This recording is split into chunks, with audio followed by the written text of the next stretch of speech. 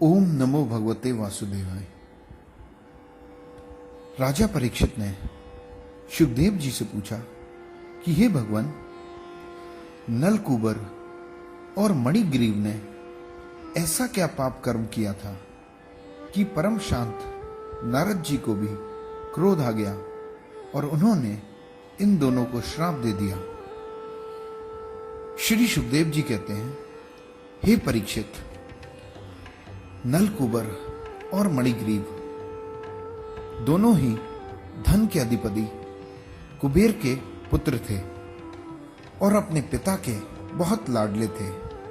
इसके साथ उनकी गिनती रुद्र भगवान के अनुचरों में भी होती है, जिससे उनका घमंड बढ़ गया था। एक दिन वे दोनों मंदाकिनी के तट पर कैलाश पर्वत के सुंदर उपवन में मदिरा पान करके मदमस्त हो रहे थे। वे बहुत सी स्त्रियों के साथ पुष्पों से लदे वन में विहार कर रहे थे और नाच गाना भी कर रहे थे। इस प्रकार जब वह उन युवतियों के साथ जल के भीतर तरह तरह की क्रीड़ा कर रहे थे, संयोगवश वहां देवर्षि नारद आ पहुंचे। उनको देखकर उन युवतियों ने तो आनंद फानन में वस्त्र धारण कर लिए, परंतु इन दोनों यक्ष पुत्रों ने वस्त्र नहीं पहने। यह देखकर कि ये दोनों देवताओं के पुत्र होकर भी श्रीमत से अंधे हो रहे हैं और मदिरा में डूबे हुए हैं, तब नारद जी ने क्रोधवश उनको श्राप दिया। नारद जी बोले, जिनकी बुद्धि निरंतर विषय भोगों में उलझी रहती है, वे श्रीमद धन और संपत्ति का नशा होने के कारण अपना सर्वनाश खुद ही कर लेते हैं। धन संपत्ति के नशे में उन्मुक्त व्यक्ति स्त्री, जुआ और मदिरा में ही उलझा रहता है।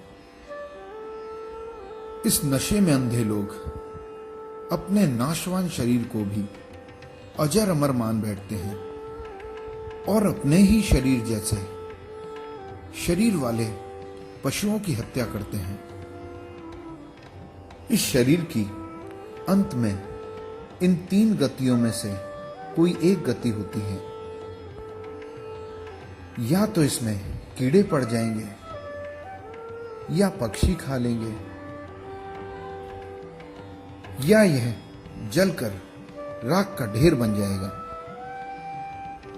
इस शरीर के कारण दूसरे प्राणियों से द्रोह करने में क्या लाभ, क्योंकि कुछ दूसरा है भी। यही समझना तो इस मनुष्य की सबसे बड़ी मूर्खता है। जो परमपिता परमात्मा सभी जीवों में समान रूप से विराजमान है, किसी दूसरे से द्रोह करना तो स्वयं उन्हीं से द्रोह करने के समान है। हे यक्ष पुत्रों, मुझे बताओ तो सही, यह शरीर किसकी संपत्ति है? अन्न देकर पालने वाले की या गर्भाधान कराने वाले पिता की? उस शरीर को 9 महीने पेट में रखकर पालने वाली माता की? अथवा माता को भी पैदा करने वाले नाना की? जो बलवान पुरुष बलपूर्वक उस शरीर से काम करवा लेता है, उसकी? या दाम देकर खरीदने वाले की? चिता की धधकती आग में जिसमें वह शरीर जल गया, उसकी? अथवा कुत्ते सियार जो इसको चीड़ फाड़ कर खाने की महत्वाकांक्षा रखते हैं, उनकी? यह शरीर बहुत साधारण सी वस्तु है, प्रकृति से पैदा होता है और उसी में समा जाता है। ऐसी स्थिति में मूर्ख पशुओं के सिवा ऐसा कौन बुद्धिमान मनुष्य होगा जो इसको अपनी आत्मा मानकर दूसरों को कष्ट पहुंचाएगा और उनके प्राण लेगा। जो दुष्ट धन संपत्ति के नशे में चूर हो रहे हैं, उनके लिए दरिद्रता ही सबसे बड़ा सबक है, क्योंकि दरिद्र ऐसा महसूस करता है कि दूसरे प्राणी भी मेरे जैसे हैं। यदि उसके पैर में कांटा गड़ जाता है तो वह नहीं चाहता कि ऐसा किसी और के साथ हो, परंतु जिस धनाढ्य धन संपत्ति के नशे में चूर मनुष्य के कभी कांटा गड़ा ही नहीं, वह दूसरे की पीड़ा को क्या समझेगा। जिसे प्रतिदिन भोजन के लिए अन्न जुटाना पड़ता है, भूख के कारण जिसका शरीर दुबला पतला हो गया है, उस दरिद्र की इंद्रियां भी अधिक विषय भोग नहीं भोगना चाहती, इसलिए वह अपने भोगों के कारण दूसरे प्राणियों को नहीं सताता और उनकी हत्या नहीं करता। वैसे तो साधु लोग सबको समान रूप से देखते हैं, फिर भी दरिद्र लोगों से उनका मिलना आसान होता है, क्योंकि उनके भोग तो पहले ही छूट चुके होते हैं और संतों के संग से उनकी लालसा तृष्णा भी मिट जाती है और शीघ्र ही उनका अंतःकरण भी शुद्ध हो जाता है।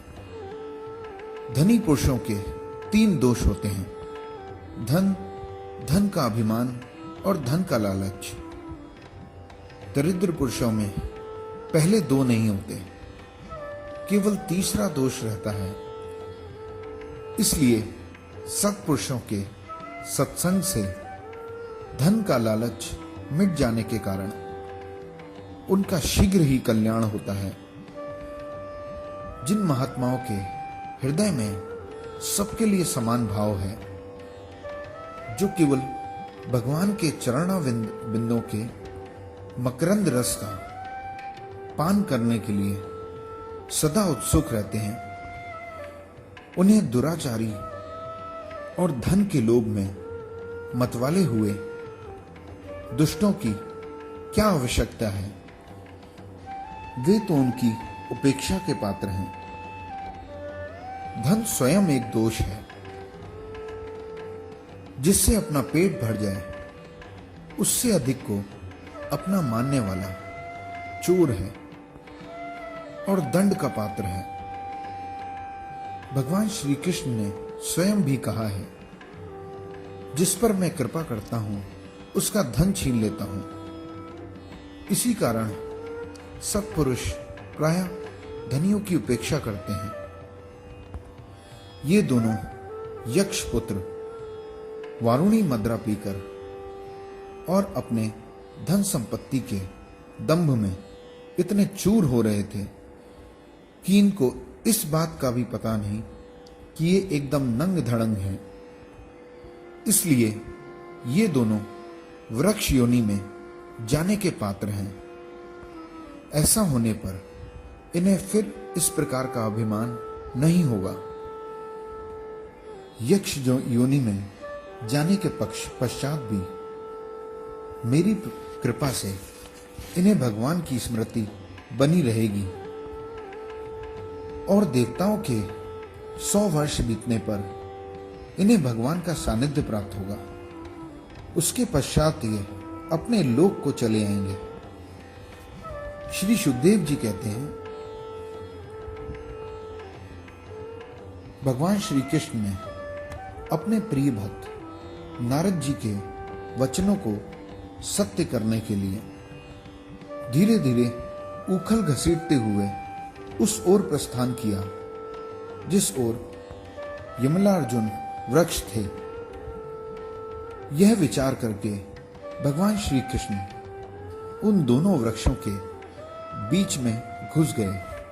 वे तो पार निकल गए, पर उखल उन दोनों पेड़ों के बीच फंस गया।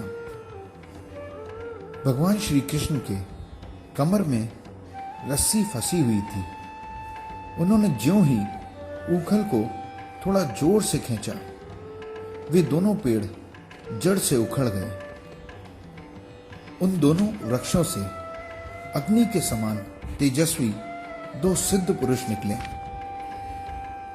उन्होंने भगवान श्री कृष्ण के चरणों में सर रखकर प्रणाम किया और बोले, यह व्यक्त और अव्यक्त जगत आप ही का रूप है। आप ही समस्त प्राणियों के शरीर, प्राण, अंतःकरण और इंद्रियों के स्वामी हैं। आप ही बुद्धि तत्व और वह प्रकृति हैं जो अत्यंत सूक्ष्म एवं सत्वगुण, रजोगुण और तमोगुण है। जो कुछ आंखों से दिखाई देता है वह आपका स्थूल शरीर है, और जिस रूप में आप हृदय में विराजमान हैं वह आपका सूक्ष्म शरीर है। हे परमपिता परमात्मा, हम आपको नमस्कार करते हैं। श्री सुखदेव जी कहते हैं, नलकूबर और मणिग्रीव के इस प्रकार वंदना करने के पश्चात भगवान श्री कृष्ण ने उन दोनों से कहा। उस समय भगवान उखल में बंधे हुए हंस रहे थे। वे बोले, मैं सदा सर्वदा मुक्त रहता हूं और इंद्रियों के बंधनों में बंधे हुए लोग मेरी स्तुति करते हैं। आज मैं बंधा हूं और मुक्त जीव मेरी स्तुति कर रहे हैं। यह मेरी कैसी दशा है। तुम लोग श्रीमत से अंधे हो रहे थे। मैं पहले से ही ये बात जानता था कि परम करुणानिधि नारद जी ने तुमको श्राप देकर तुम्हारा ऐश्वर्य नष्ट कर दिया और इस प्रकार तुम पर कृपा की। भगवान श्री कृष्ण कहते हैं कि जिन मनुष्यों की बुद्धि सभी जीवों को समान रूप से देखती है और हृदय पूर्ण रूप से मेरे प्रति समर्पित रहता है, उन साधु पुरुषों के दर्शन के बाद भी किसी प्रकार के बंधन में बंधे रहना उसी प्रकार है जैसे सूर्योदय होने पर भी मनुष्य के नेत्रों में अंधकार का होना। इसलिए नलकूबर और मणिग्रीव, तुम दोनों मेरे परायण होकर अपने घर जाओ। तुम लोगों को संसार चक्र से छुड़ाने वाली अनन्य भक्ति भाव की प्राप्ति हो गई है।